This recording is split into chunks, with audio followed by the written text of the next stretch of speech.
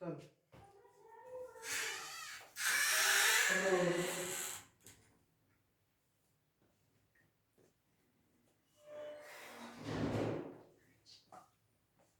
Hello guys, आप सबका हमारे चैनल वन विजन साइंस में स्वागत है। आज आज की वीडियो में हम डिस्कस करेंगे कि कार्बोकेटाइन मध्यवर्ती क्या होते हैं, कार्बोएनाइन मध्यवर्ती क्या होते हैं और किस प्रकार से ये बनते हैं। तो दोनों को ब्रीफ में डिस्कस करेंगे, क्योंकि जनरली पूछा आपसे एग्जाम में जाता है कि कार्बोकेटाइन पे टिप्पणी लिखो, कार्बोएनाइंस पे टिप्पणी लिखो। तो हम किस तरीके से लिख सकते हैं, किस तरीके से उनको समझ सकते हैं, आज की वीडियो में ये देखेंगे। तो शुरू करते हैं कार्बोकेटाइन से। तो जनरली होता क्या है,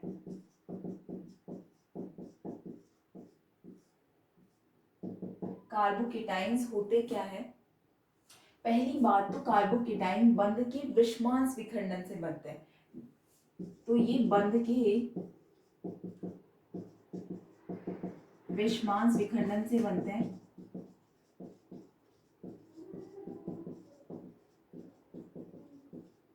बंध के विषमांस विखंडन से बनते हैं और विषमांस विखंडन होता किस प्रकार से है।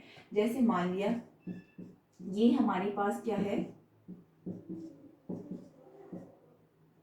मेथिल क्लोराइड है। तो मेथिल क्लोराइड में कार्बन और जो क्लोरीन परमाणु है उनकी उस बंध के दोनों परमाणुओं के बीच में विद्युत ऋणता क्या क्या है, अंतर है। तो विद्युत ऋणता के अंतर की वजह से जब हम कार्बन और क्लोरीन के मध्य के बंध का विखंडन करते हैं या इस बंध का क्या करते हैं, क्लीवेज करते हैं, तो किस तरीके से क्लीवेज होता है, विषमान तरीके से क्लीवेज होता है या असमान तरीके से क्लीवेज होता है। और क्लीवेज के फलस्वरूप होता क्या है कि ये बंध के दोनों इलेक्ट्रॉन ही कहाँ चले जाते हैं, क्लोरीन परमाणु के पास। इस बंध के दोनों इलेक्ट्रॉन ही किधर चले जाते हैं, क्लोरीन परमाणु के पास चले जाते हैं। और क्लोरीन परमाणु पर क्या आ जाता है, नेगेटिव चार्ज आ जाता है, और कार्बन पर क्या आ जाता है, पॉजिटिव चार्ज आ जाता है।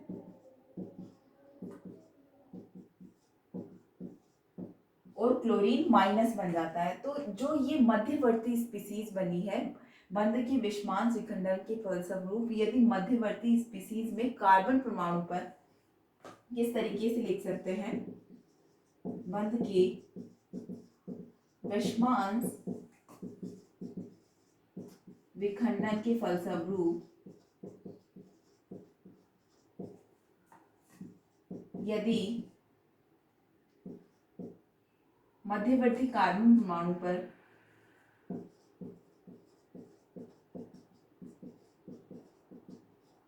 कार्बन परमाणु पर धनावेश आता है, कार्बन परमाणु पर धनावेश आता है, तो उसे कार्बोकेटाइन, कार्बोधनाइन, कार्बोकेटाइन या कार्बोधनाइन या कार्बोनियम आइन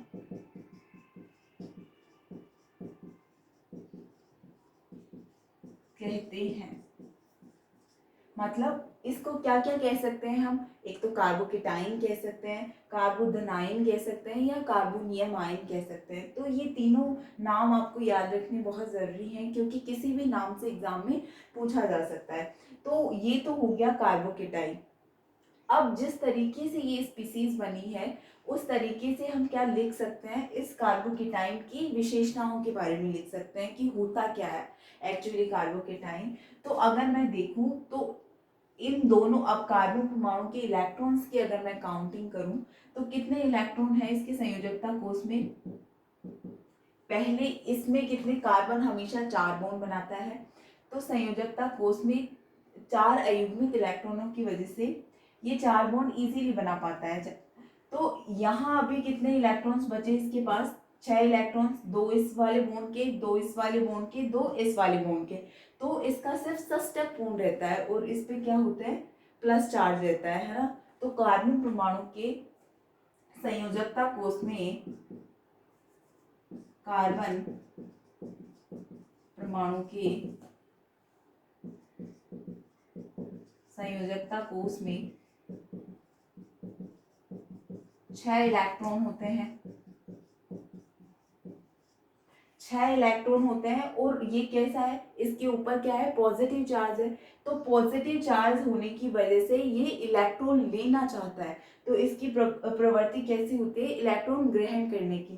क्योंकि क्यों लेना चाहता है इलेक्ट्रॉन, क्योंकि अभी ये अस्थायी संरचना है, अस्थायी क्योंकि इसके ऊपर प्लस चार्ज है, प्लस चार्ज है। और कार्बन क्या कर रहा है, इसके पास, कार्बन के पास 6 इलेक्ट्रॉन है, पॉजिटिव चार्ज है, इस वजह से ये अनस्टेबल स्ट्रक्चर है।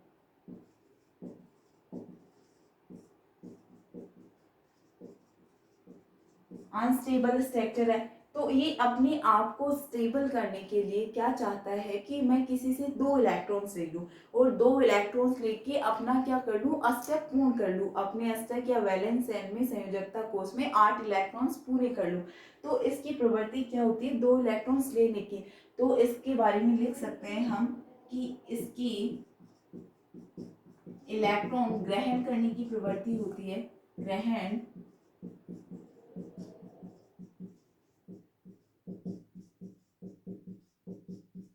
इलेक्ट्रॉन ग्रहण करने की प्रवृत्ति होती है। तो ये तो हो गई कि कार्बोकेटाइन की विशेषताएं कि इलेक्ट्रॉन ग्रहण करने की प्रवृत्ति होती है। दूसरी बात, अगर हम इसकी संरचना की बात करें तो किस तरीके की संरचना होती है, तो ये 3 पॉइंट्स तो हम इजीली देख पाएंगे कि ये मध्यवर्ती कार्बन परमाणु पर जब धनावेश आता है तो उस स्पीसीज को क्या कहते हैं, कार्बोधनाइन, कार्बोकेटाइन या कार्बोनियम आयन कहा जाता है।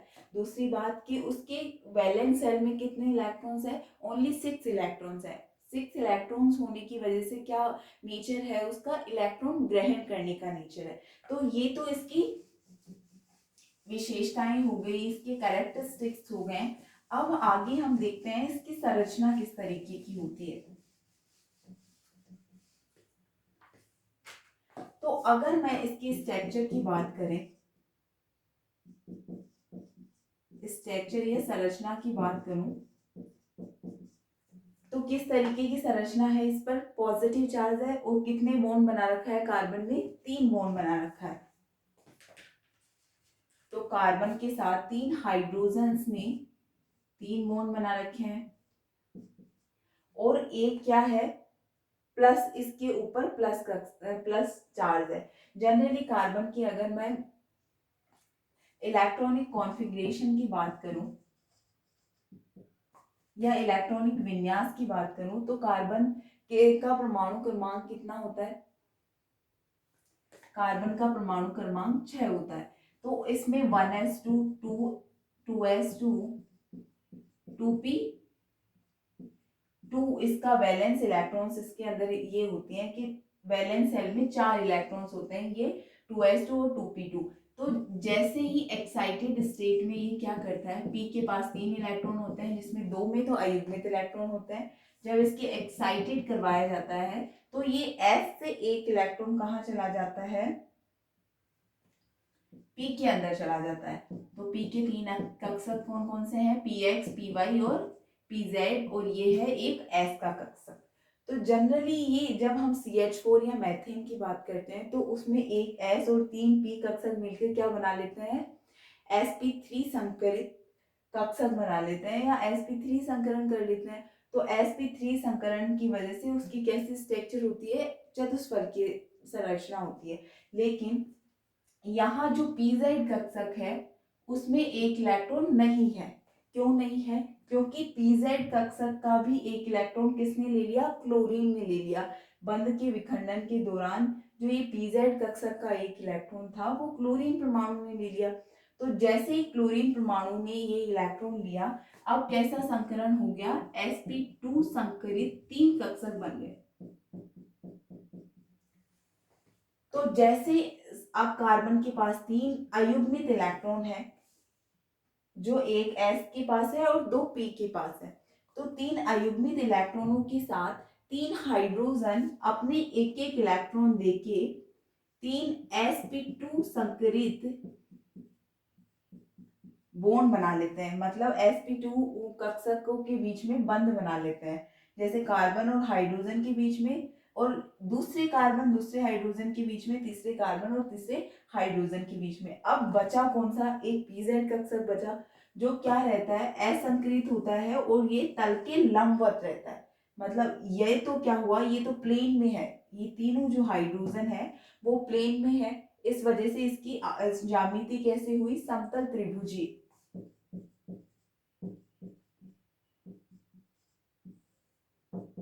समतलीय त्रिभुजीय ज्यामिति है। मतलब ट्राइगोनल प्लेनर, ट्राइगोनल प्लेनर इसकी स्ट्रक्चर है। और ये जो पीजेड कक्षक है, पीजेड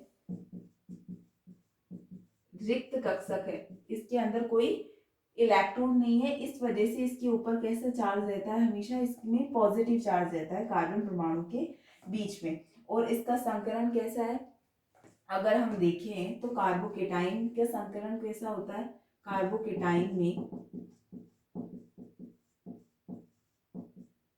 कार्बन परमाणु पर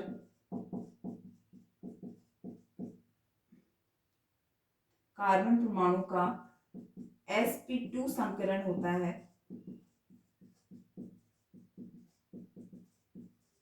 sp2 संकरण है। और इसकी ज्यामिति कैसी है, ज्यामिति ट्राइगोनल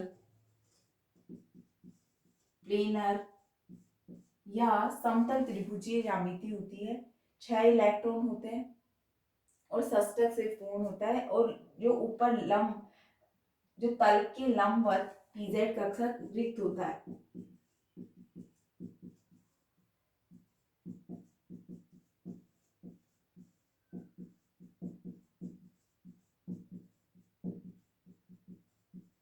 तल के लंबवत क्या है, पीजेड कक्षक, जो ये पीजेड कक्षक है वो क्या है, रिक्त है। तो इस तरीके से हम कार्बोकेटाइन के स्ट्रक्चर को समझा सकते हैं। अब क्या बचा, हम कार्बोकेटाइन को 3 तरीके से डिवाइड किया गया है या 3 में वर्गीकृत किया गया है। पहले इसका वर्गीकरण पढ़ लेते हैं। संरचना पढ़ ली, कार्बोकेटाइन की विशेषताएं पढ़ ली, अब पढ़ लेते हैं वर्गीकरण कि कितने तरीके के कार्बोकेटाइन होते हैं।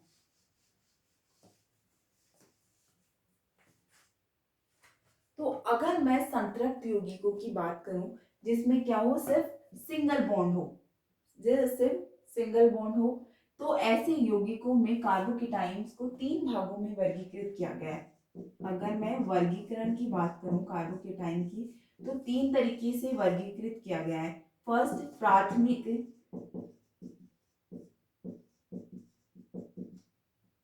कार्बोकेटाइन, इसको क्या बोलते हैं हम, 1 डिग्री कार्बोकेटाइन भी बोलते हैं। प्राथमिक कार्बोकेटाइन क्या होता है, जनरली जो ये क्या है, मेथिल कार्बोकेटाइन है ना,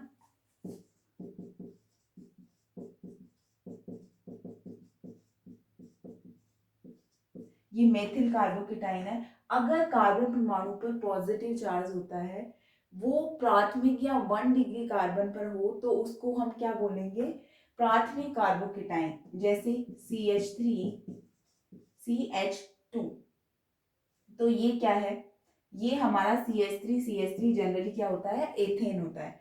अब इसमें एक हाइड्रोजन हटा के क्या बना दूं मैं इसको, CH3CH2 पॉजिटिव चार्ज। तो इस जो CH2 कार्बन है वो कितने कार्बन परमाणुओं से जुड़ा हुआ है, एक कार्बन परमाणु से जुड़ा हुआ है, तो उसको हम क्या बोलते हैं, प्राथमिक। और जो कार्बन जुड़ा हुआ है उसके ऊपर क्या है, पॉजिटिव चार्ज है या प्लस चार्ज है, तो उसको हम क्या बोलेंगे, कार्बोकेटाइन। तो प्राथमिक मतलब एक कार्बन से जुड़ा हुआ है वो कार्बोकेटाइन, मतलब ऐसा जो CH3+ वाला आयन है वो अगर एक कार्बन से जुड़ा हुआ है तो प्राथमिक कार्बोकेटाइन। तो ये क्या, किसका एग्जाम्पल है, प्राथमिक कार्बोकेटाइन का। और दूसरा क्या होता है, द्वितीय कार्बोकेटाइन। यदि जो ये कार्बन परमाणु है वो 2 कार्बन परमाणुओं से जुड़ा हुआ हो, वो कार्बन परमाणु जिस पर पॉजिटिव चार्ज है, अगर वो 2 कार्बन परमाणु से जुड़ा हुआ होता है तो उसको द्वितीयक या 2 डिग्री कार्बोकेटाइन बोलते हैं। जैसे CH3 CH+, तो ये क्यों, कितने डिग्री कार्बोकेटाइन है, 2 डिग्री कार्बोकेटाइन। अब एक तीसरा प्रकार कौन सा रह गया है, तृतीयक। तृतीयक कार्बोकेटाइन, इसको क्या बोलते हैं हम, 3 डिग्री कार्बोकेटाइन भी बोलते हैं। तो वो कार्बन परमाणु जिसके ऊपर क्या है, पॉजिटिव चार्ज है या प्लस चार्ज है, वो कितने कार्बन से जुड़ा हुआ हो, अगर 3 कार्बन से जुड़ा हुआ है तो उसको हम क्या बोलेंगे, तृतीय कार्बोकेटाइन या 3 डिग्री कार्बोकेटाइन। तो ये कितने कार्बन से जुड़ा हुआ होना चाहिए, 3 कार्बन से जुड़ा होना चाहिए, और इस पे क्या होना चाहिए, जो जुड़ा हुआ है उस पर पॉजिटिव चार्ज होना चाहिए। तो प्राथमिक क्यों कह रहे हैं इसको, क्योंकि ये सिर्फ एक कार्बन से जुड़ा हुआ है। द्वितीय क्यों कह रहे हैं कि जो कार्बन जिस पर प्लस चार्ज है वो कितनों से जुड़ा हुआ है, 2 कार्बन परमाणुओं से जुड़ा हुआ है, तो द्वितीय कार्बोकेटाइन। और अगर 3 से जुड़ा हुआ है, 1, 2 और 3, तो इसको क्या बोल रहे हैं, तृतीय कार्बोकेटाइन। इस तरीके से हम कार्बोकेटाइन को 3 भागों में वर्गीकृत कर सकते हैं, क्लासिफाइड कर सकते हैं, प्राथमिक, द्वितीयक और तृतीयक। तो ये हमने बात कर ली वर्गीकरण की। अब हम बात करते हैं स्थायित्व की, कि कार्बोकेटाइन किस तरीके से स्थायी हो सकता है। हम इसके स्थायित्व की बात क्यों करते हैं, पहले तो ये समझ लो।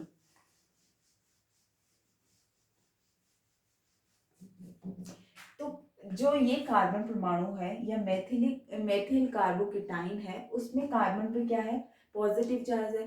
तो पॉजिटिव चार्ज की वजह से ये कैसे बिहेव करता है, इलेक्ट्रॉन स्नेही की तरह बिहेव करता है, और ये क्या है, एक अस्थायी संरचना है। तो इसको स्थायी संरचना बनाने के लिए क्या करता है, या तो 2 इलेक्ट्रॉन ले लेगा, और अगर उसके पास 2 इलेक्ट्रॉन लेने के लिए नहीं है, तो हम ऐसे ग्रुप या ऐसे समूहों से इसे जोड़ें जो क्या करें, उसे इलेक्ट्रॉन दे रहे हो, या इस कार्बोकेटाइन या कार्बन, या जो कार्बन परमाणु है जिस पर पॉजिटिव चार्ज है, इस धनावेश को क्या कर रहे हो, कम कर रहे हो।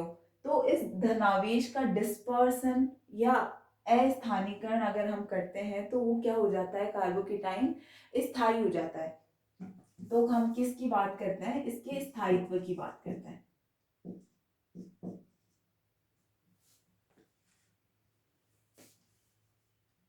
स्थायित्व या इसकी स्टेबिलिटी को अगर देखें कार्बोकेटाइन की, तो कितने तरीके से इसकी स्टेबिलिटी हो सकती है, कौन कौन इसे स्टेबल कर सकते हैं। फर्स्ट, प्रेरणिक प्रभाव, इसको क्या बोलते हैं, इंडक्टिव इफेक्ट।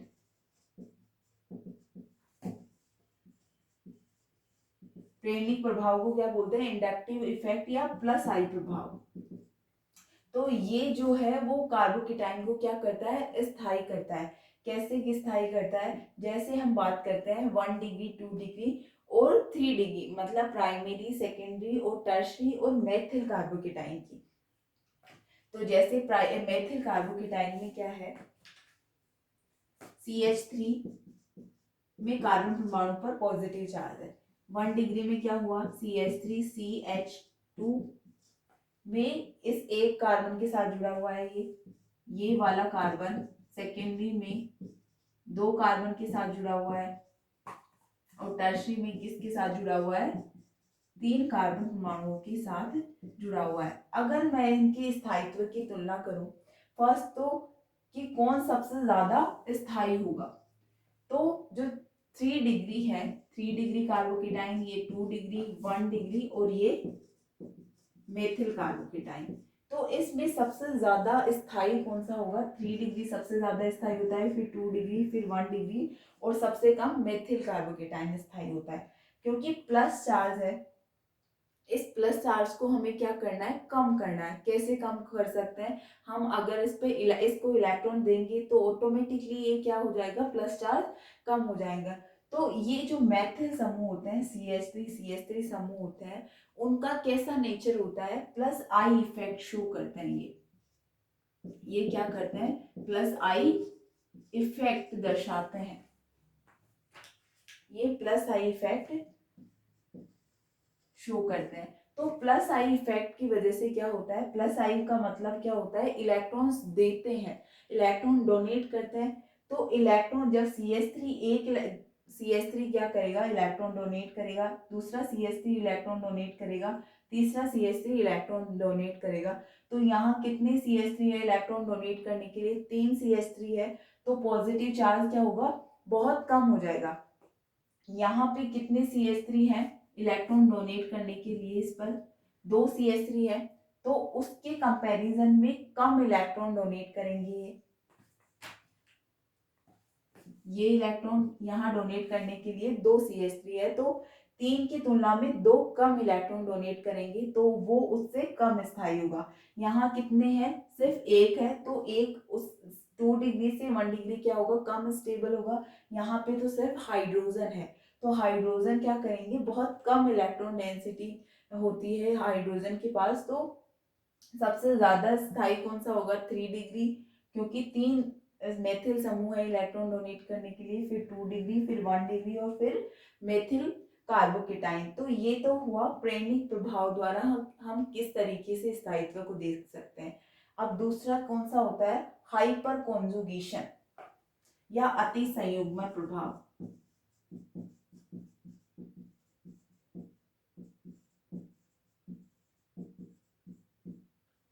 अति संयुग्मन प्रभाव होता क्या है कि जितने ज्यादा हाइड्रोजन होते हैं उतना ज्यादा वो परमाणु स्थायी होगा या वो कार्बोकेटाइन स्थायी होगा। जिस स्पीसीज में या जिस यौगिक में या जिस कार्बोकेटाइन में जितने ज्यादा हाइड्रोजन होंगे वो उतना ज्यादा स्थायी होगा। जैसे अगर मैं इस 3 डिग्री, 2 डिग्री, 1 डिग्री और मेथिल की बात करूं, तो 3 डिग्री में कितने हाइड्रोजन है, 3 ये और 3 ये, 9 हाइड्रोजन है।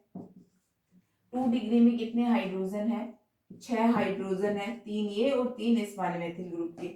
इसमें कितने हाइड्रोजन है, इसके पास वाले कार्बन परमाणु पर कितने हाइड्रोजन है, 3 हाइड्रोजन है, और इसके पास तो खुद के पास में कोई मेथिल समूह है ही नहीं। तो अगर पास वाले मेथिल समूह पर जितने ज्यादा हाइड्रोजन होंगे वो उतना ज्यादा स्थायी होगा। क्यों होगा, होता क्यों है वो स्थायी,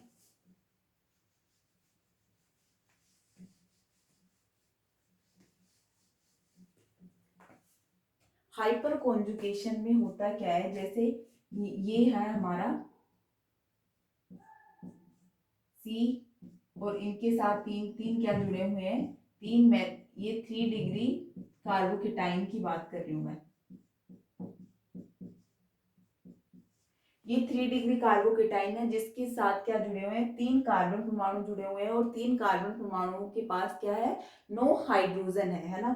तो जैसे ये पॉजिटिव चार्ज, हमें स्थायित्व की बात कर रहे हैं, तो हमें क्या करना है कि जो कार्बोकेटाइन है उसके ऊपर क्या करना है, पॉजिटिव चार्ज को कम करना है। तो पॉजिटिव चार्ज को कम करने के लिए हाइपर कॉन्जुगेशन या अति संयुग्मन में हम करते क्या है कि जो दो पास वाला कार्बन परमाणु है उससे इलेक्ट्रॉन्स ले लेते हैं। तो अगर वो इलेक्ट्रॉन डेंसिटी इलेक्ट्रॉन डोनेट करता है बाई प्लस आई इफेक्ट, तो उसको हम कहते हैं प्रेरणिक प्रभाव। लेकिन अगर वो क्या करे कि ये पास वाले कार्बन परमाणु पे जो हाइड्रोजन है वो अपने बंध के दोनों इलेक्ट्रॉन इन दोनों कार्बन परमाणुओं को दे दे और खुद कैसे हो जाए, प्लस चार्ज के रूप में निकल जाए। जैसे इनके बीच में डबल बॉन्ड आ जाएगा और ये प्लस चार्ज के रूप में बाहर आ जाएगा। मतलब इसने क्या किया, अपने दोनों इलेक्ट्रॉन्स इन दोनों कार्बन परमाणु को दे दिए। तो जैसे ही ये इसको देगा तो इनके बीच में क्या आ जाएगा, डबल बॉन्ड आ जाएगा, और ये प्लस चार्ज डबल बॉन्ड आते ही हट के किस पे आ जाएगा, हाइड्रोजन पे आ जाएगा। और इस तरीके से सब हाइड्रोजन क्या करेंगे, अपने एक एक बार फिर ये क्या करेगा, दोबारा अपने इलेक्ट्रॉन्स ले लेगा और फिर से CH बॉन्ड बना लेगा। CH बॉन्ड बनाते ही क्या करेगा, ये दूसरे वाला हाइड्रोजन आएगा और अपनी इसको क्या दे देगा, इलेक्ट्रॉन्स दे देगा, जिससे इनके बीच में डबल बॉन्ड आ जाएगा और इस पे क्या आ जाएगा, प्लस चार्ज आ जाएगा हाइड्रोजन पर। तो बारी बारी से जो सारे हाइड्रोजन है क्या करेंगे, अब कुछ देर के लिए अपने इलेक्ट्रॉन्स कार्बन और पॉजिटिव कार्बोकेटाइन वाले कार्बन के बीच में देके वहां डबल बॉन्ड बना देंगे और पॉजिटिव चार्ज को क्या कर लेंगे, अपने ऊपर रख लेंगे।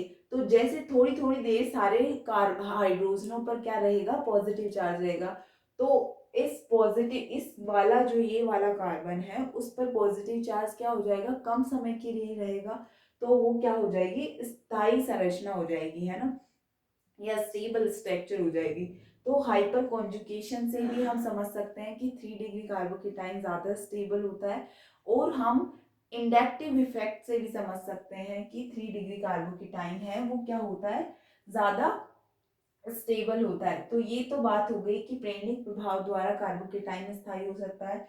अति संयुग्मन या हाइपर कॉन्जुगेशन इफेक्ट द्वारा क्या हो सकता है, कार्बोकेटाइन स्थायी हो सकता है। अब एक और है अनुनाद प्रभाव या संयुग्मन प्रभाव के द्वारा कार्बोकेटाइन का स्थायित्व।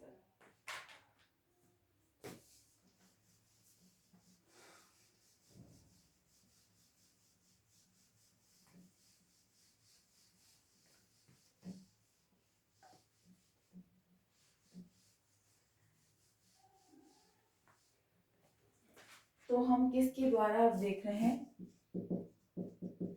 संयुग्मन, तीसरा है संयुग्मन प्रभाव या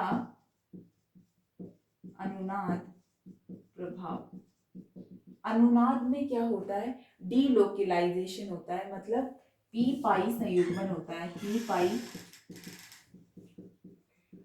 संयुग्मन होता है। जिसमें होता क्या है कि कार्बोकेटाइन का जो पी कक्षक होता है और जो पाई इलेक्ट्रॉन्स होते हैं उनके बीच में क्या होता है, संयुग्मन या अस्थायीकरण होता है। जैसे मान लो हम क्या लेते हैं, एलिल एलिल कार्बोकेटाइन लेते हैं। एलिल कार्बोकेटाइन क्या होता है, CH2 डबल बॉन्ड CH,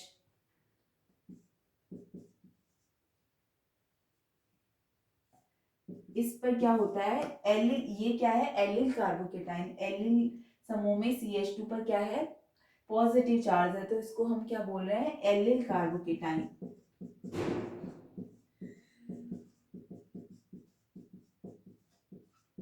अब इसका स्थायीकरण किस तरीके से होगा, ये स्थायी किस तरीके से होगी ये संरचना, कि अगर इस पॉजिटिव चार्ज का क्या हो, अस्थायीकरण या डीलोकलाइजेशन, मतलब ये पॉजिटिव चार्ज इस एक कार्बन पे ही ना रह के क्या करे, इन बाकी 2 कार्बन पे भी अगर घूमता है तो उसको हम क्या कहते हैं, अनुनाद कहते हैं या संयुग्मन प्रभाव कहते हैं। क्योंकि अभी क्या है, यहाँ पे क्या है, जो कार्बन का पी कक्षक है वो क्या है, रिक्त है, और इधर क्या है, पाई कक्षक है, मतलब पाई इलेक्ट्रॉन्स है, और यहाँ पे जो कार्बन के पास पीजेड कक्षक है वो रिक्त है। तो अब ये क्या करेंगे, ये पाई इलेक्ट्रॉन, एक बार ये इलेक्ट्रॉन इस कार्बन के पीजेड कक्षक में दे देंगे, अपने पाई इलेक्ट्रॉन इस कार्बन के पीजेड कक्षक में दे देंगे, और अब कार्बोकेटाइन किधर आ जाएगा, इस वाले कार्बन पे आ जाएगा, CH2 CH double bond CH2, और कार्बोकेटाइन पे कार्बन पर पॉजिटिव चार्ज इस वाले कार्बन पे आ गया, मतलब ये पाई बॉन्ड क्या हो रहे हैं, घूम रहे हैं। तो इस तरीके से एलिल समूह का कार्बोकेटाइन अनुनाद द्वारा स्थायीकरण होता है। So thank you guys for watching, keep watching and keep supporting.